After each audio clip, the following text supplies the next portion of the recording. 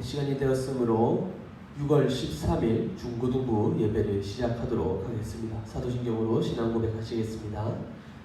나는 전능하신 아버지 하나님 천지의 창조주를 믿습니다. 나는 그의 유일하신 아들 우리 주 예수 그리스도를 믿습니다. 그는 성령으로 잉태되어 동정녀 마리아에게서 나시고 본디오 빌라도에게 고난을 받아 십자가에 못 박혀 죽으시고 장사된 지 사흘 만에 죽은 자 가운데서 다시 살아나셨으며 하늘 오르시어 전능하신 아버지 하나님 우편에 앉아 계시다가 거기로부터 살아있는 자와 죽은 자를 심판하러 오십니다.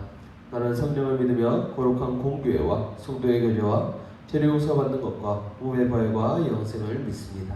아멘. 네, 오늘 본문 말씀입니다. 오늘 본문 말씀은 신명기 7장 9절의 말씀입니다. 신명기 7장 9절의 말씀 제가 읽도록 하겠습니다. 그런즉 너는 알라 오직 내 하나님 여호와는 하나님이시요 신실하신 하나님이시라. 그를 사랑하고 그의 계명을 지키는 자에게는 천대까지 그의 언약을 이행하시며 인애를 베푸시되. 아멘. 네, 참 코로나가 다시 심해지고 있습니다. 누구나 어디서든 걸릴 수 있는 질병이기 때문에 스스로 참 조심해야 될 시기가 아닌가 싶습니다. 네, 우리는 지난주에 이제 성실에 대해서 이야기를 나누었습니다. 성실이라는 말은 정성스럽고 참되어 거짓이 없는 성품이다. 이제 지난주에 이야기를 드렸고, 또 성실이라는 말은 신실이라는 말과 같다는 것을 말씀을 드렸습니다. 그리고 신실이라는 것은 하나님의 속성, 성실이라는 것은 하나님의 속성이며 하나님께서는 약속을 지키시는, 그러니까 우리가 신뢰하고 기댈 수 있는 아주 신실하신 분이다라는 것을 또 지난주에 말씀을 드렸습니다. 오늘은 계속해서 이어서 이 성실, 신실에 대해서 조금 더 자세히 이야기를 나누어 보도록 하겠습니다. 네, 우리는 지난주에 신실하심이 또는 성실이 하나님의 속성이다라는 것을 지난주에 말씀을 드렸습니다. 그런데요, 하나님의 속성 중에서는요, 우리가 따라할 수 있는 그런 속성이 있고, 또 반면에 우리가 따라갈 수 없는 그런 속성이 있습니다. 예를 들어서 하나님의 전지, 또 전능, 영원, 이것은요 오직 하나님만 가지신 속성입니다. 전지라는 것은 모든 것을 아신다 뜻인데, 우리가 막 모든 것을 알 수는 없죠. 하나님을 따라갈 수는 없습니다. 오직 하나님만의 속성이고요. 전능, 이 전능이라는 말은 무슨 일이든지 할 수 있다는 절대적인 능력, 이런 것을 의미하는데, 역시 우리가 무엇이든지 할 수 없잖아요. 그러나 하나님께서는 무슨 일이든지 할 수 있기 때문에 이것도 역시 하나님만 가지는 속성입니다. 바로 이런 것들이 하나님만이 가지신 속성인데, 반면에요, 우리가 가질 수 있는 그런 속성들도 있습니다. 대표적인 것이 바로 사랑입니다. 사랑이라는 것은요 하나님의 속성입니다. 그런데 이 하나님의 속성인 사랑은 우리 역시도 할 수가 있습니다. 또 다른 속성이 있습니다. 거룩입니다. 거룩이라는 것은요 죄와 구별된 도덕적인 삶, 또 자신을 엄격하게 구별하는 경건한 행위, 이렇게 이제 이야기할 수 있을 것 같은데, 우리가 거룩하기 위해서는 엄청난 노력과 유혹에 이길 수 있는 그런 인내가 필요합니다. 어렵습니다만 우리 역시 거룩할 수 있습니다. 그렇기 때문에 하나님께서도 우리에게 너희는 거룩하라, 이렇게 이야기를 하셨죠. 또 이런 속성들이 바로 우리가 가질 수 있는 속성입니다. 근데 이 신실함 혹은 성실함 역시 우리가 가질 수 있는 속성입니다. 신실하기 어렵지만요, 또는 성실하기 어렵지만 성경에서 이 사람은 신실하다, 이렇게 이야기했던 인물들이 있습니다. 아브라함, 모세, 다윗, 엘리야, 다니엘, 신약에서는 바울, 디모데, 신라, 이런 사람들이 성경에서 신실했다, 이렇게 이야기를 하고 있습니다. 꼭 이 사람들뿐만 아니라요, 신실, 성실이라는 표현이 이제 정성스러우며 참되고 거짓이 없는 성품이라고 볼 때 더 많은 성경의 인물들이 신실하다, 이렇게 정확하게 표현하진 않았지만 신실했음을 알 수가 있습니다. 어떻게 성경의 수많은 사람들이 신실하게, 성실하게 살 수 있었을까요? 성경에서 신실하다, 성실하다, 저 사람은 진실이다, 이렇게 의로운 사람이다 이렇게 언급을 받았던 사람들의 공통점이 있습니다. 그 공통점이 무엇이냐? 첫 번째로 하나님을 잘 알았습니다. 하나님이 어떤 분이신지 어떤 일들을 하셨는지 매우 잘 알고 있었습니다. 그래서 하나님이 신실하시다는 것 이것도 잘 알고 있었습니다. 하나님께서 약속을 하시고 지키시는 장면들이 성경에 정말 많이 나오는데 대표적인 사례가 이제 하나님과 아브라함의 그런 약속, 언약입니다. 아브라함이 나이가 상당히 많았는데요. 근데 아브라함에게 자식이 없었습니다. 아이를 낳을 수 없을 만큼 나이가 많았습니다.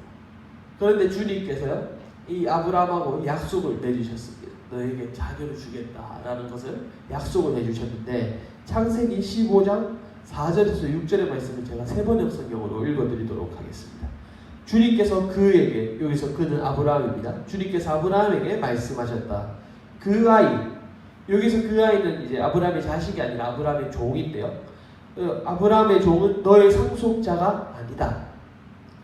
너의 몸에서 태어날 아들이 너의 상속자가 될 것이다. 주님께서 아브라함을 데리고 바깥으로 나가서 말씀하셨다. 하늘을 쳐다보아라. 네가 셀 수 있거든 저 별을 세어보아라. 그리고는 주님께서 아브라함에게 말씀하셨다. 너의 자손이 저 별처럼 많아질 것이다.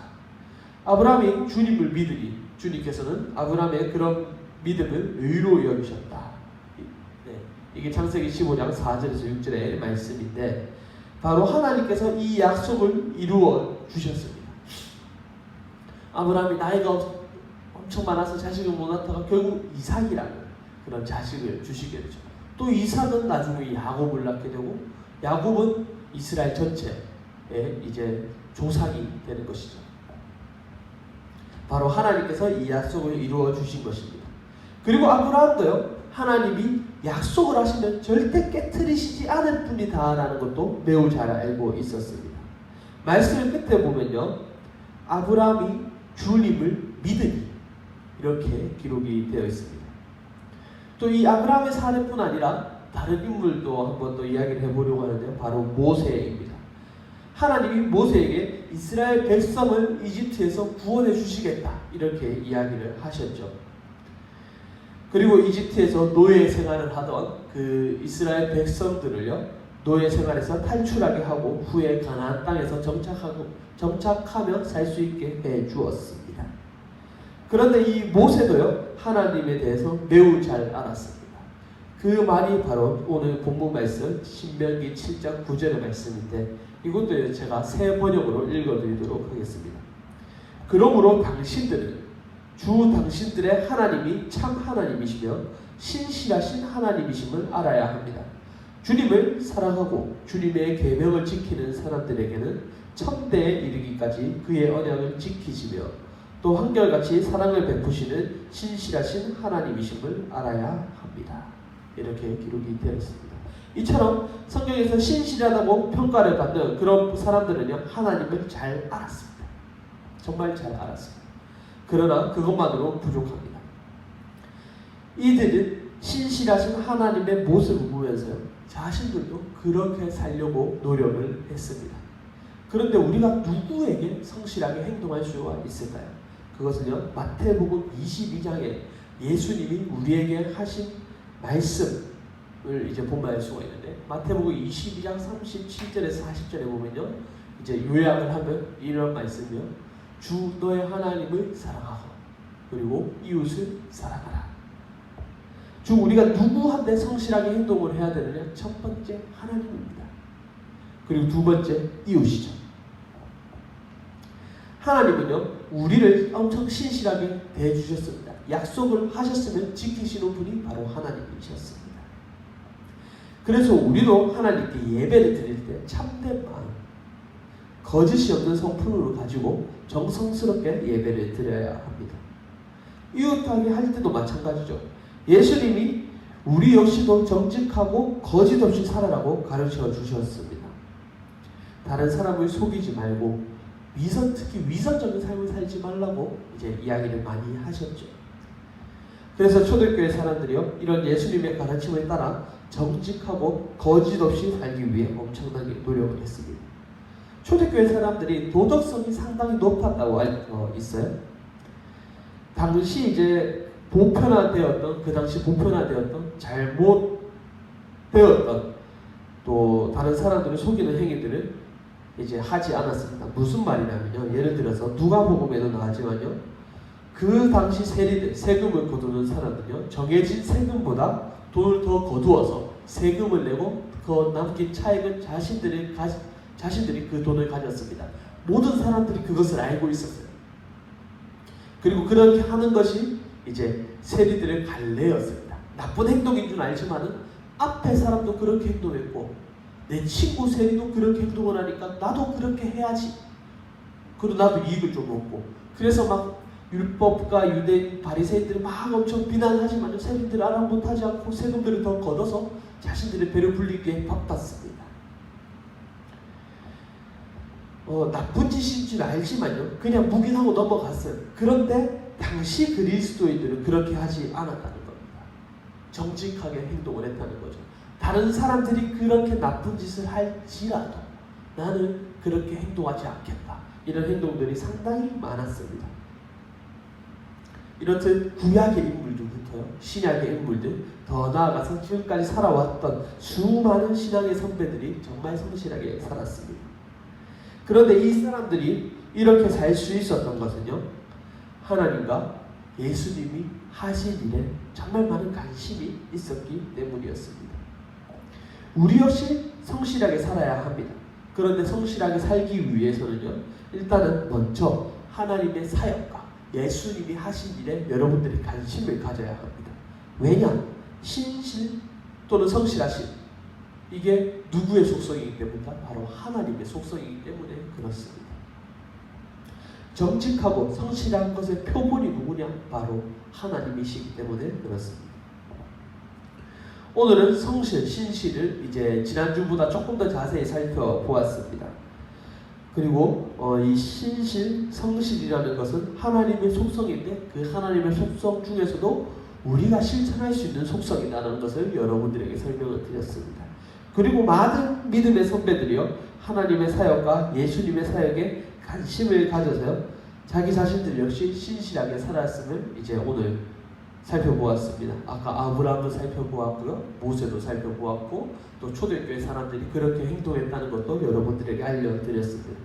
그래서 이번 주는요, 여러분들이 하나님과 예수님이 하신 일에 좀 관심을 가져보는 시간을 가졌으면 좋겠습니다. 하나님이 어떤 일들을 하셨는지 성경에서 한번 찾아보는 시간도 가졌으면 좋겠고요, 예수님이 하신 일에도 좀 관심을 가져보셨으면 좋겠습니다.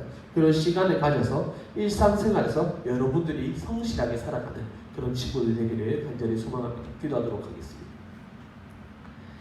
하나님 아버지 감사합니다. 오늘 신실, 성실에 대해서 조금 더 자세히 이야기를 나누었습니다.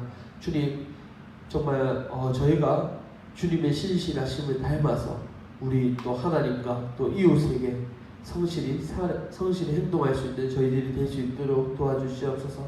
정말 저희가 주님의 사역에 관심을 가져서 주님의 신실하심을 더욱더 배우는 사람들이 될 수 있도록 도와주시옵소서. 언제나 저희와 함께 해주시고 사람이 될 주님의 이름으로 기도드립니다. 아멘. 주기도문으로 예배를 마치도록 하겠습니다. 하늘에 계신 우리 아버지, 아버지의 이름을 거룩하게 하시며 아버지의 나라가 오게 하시며 아버지의 뜻이 하늘에서와 같이 땅에서도 이루어지게 하소서. 오늘 우리에게 일용할 양식을 주시고 우리가 우리에게 잘못한 사람을 용서해 줄 것 같이 우리의 죄를 용서해 주시고 우리를 시험에 빠지지 않게 하시고 악에서 구하소서. 나라와 권능과 영광이 영원히 아버지의 것입니다. 아멘.